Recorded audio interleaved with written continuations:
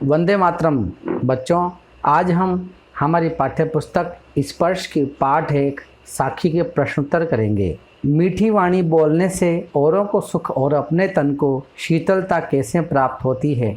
मीठी वाणी बोलने से औरों को सुख और अपने तन को शीतलता प्राप्त होती है क्योंकि मीठी वाणी बोलने से मन का अहंकार समाप्त हो जाता है। यह हमारे तन को तो शीतलता प्रदान करती ही है तथा सुनने वालों को भी सुख की तथा प्रसन्नता की अनुभूति कराती है। इसलिए सदा दूसरों को सुख पहुंचाने वाली व अपने को भी शीतलता प्रदान करने वाली मीठी वाणी बोलनी चाहिए।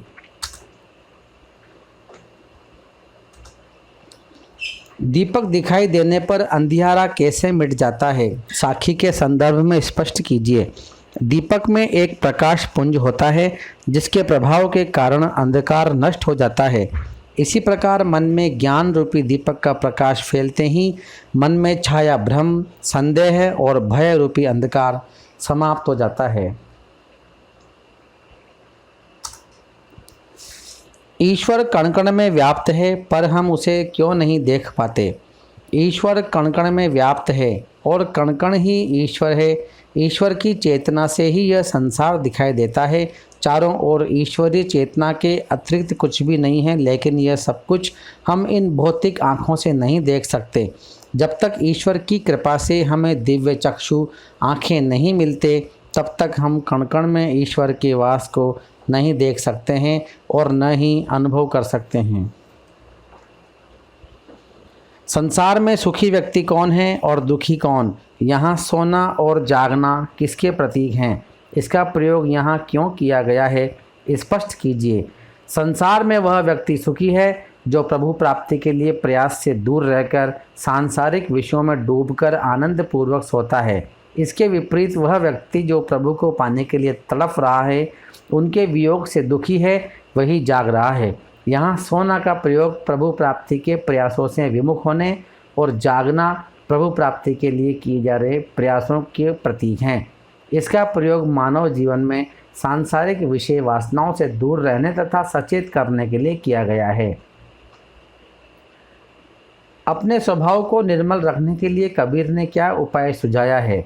अपने स्वभाव को निर्मल रखने के लिए कबीर ने निंदक को अपने निकट रखने का सुझाव दिया है, क्योंकि वही हमारा सबसे बड़ा हितैषी है। अन्यथा झूठी प्रशंसा कर अपना स्वार्थ सिद्ध करने वाले तो अनेक मिल जाते हैं। निंदक बुराइयों को दूर कर सद्गुणों को अपनाने में सहायक सिद्ध होता है। निंदक की आलोचना को सुनकर आत्मनिरीक्षण कर शुद्ध व निर्मल आचरण करने में सहायता मिलती है। एकई आखिर पीव का पढ़े सुपंडित होई, इस पंक्ति द्वारा कवि क्या कहना चाहता है? एकई आखिर पीव का पढ़े सुपंडित होई पंक्ति के माध्यम से कवि यह कहना चाहता है कि संसार में पीव अर्थात ब्रह्मा ही सत्य है। उसे पढ़े या जाने बिना कोई भी पंडित ज्ञानी नहीं बन सकता है। कबीर की उद्धत साखियों की भाषा की विशेषता स्पष्ट कीजिए। कबीर की साखियों की भाषा की विशेषता है कि यह जन भाषा है। उन्होंने जन चेतना और जन भावनाओं को अपनी सदुक्कड़ी भाषा द्वारा साखियों के माध्यम से जन जन तक पहुंचाया है। इसलिए डॉक्टर हजारी प्रसाद द्विवेदी ने इनकी भाषा को भावानुरूपिणी माना है। अपनी चमत्कारिक भाषा के कारण आज भी इनके दोहे लोगों की जुबान पर हैं।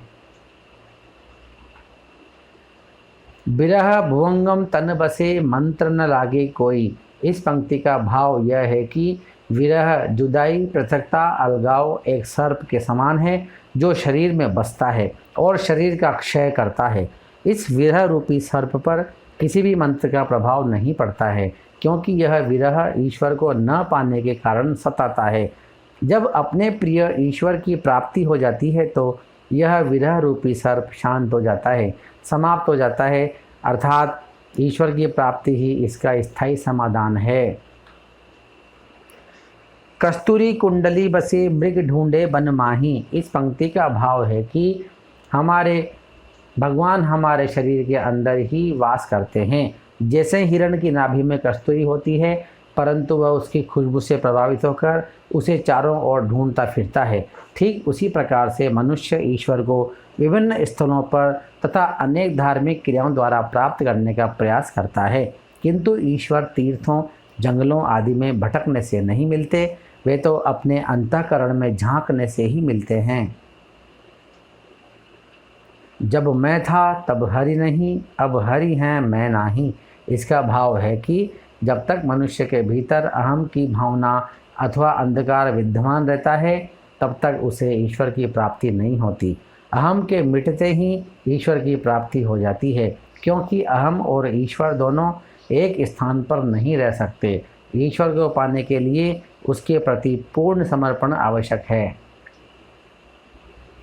पोथी पढ़ी पढ़ी जग मुआ, पंडित भया न कोई। इसका अर्थ है कि पोथियाँ एवं वेद पढ़ पढ़कर संसार थक गया, लेकिन आज तक कोई भी पंडित नहीं बन सका। अर्थात ईश्वर के प्रेम के बिना, उसकी कृपा के बिना कोई भी पंडित नहीं बन सकता, तत्व ज्ञान की प्राप्ति नहीं कर सकता। तो बच्चों, आज हमने साखी कबीर के प्रश्नोत्तर किए हैं।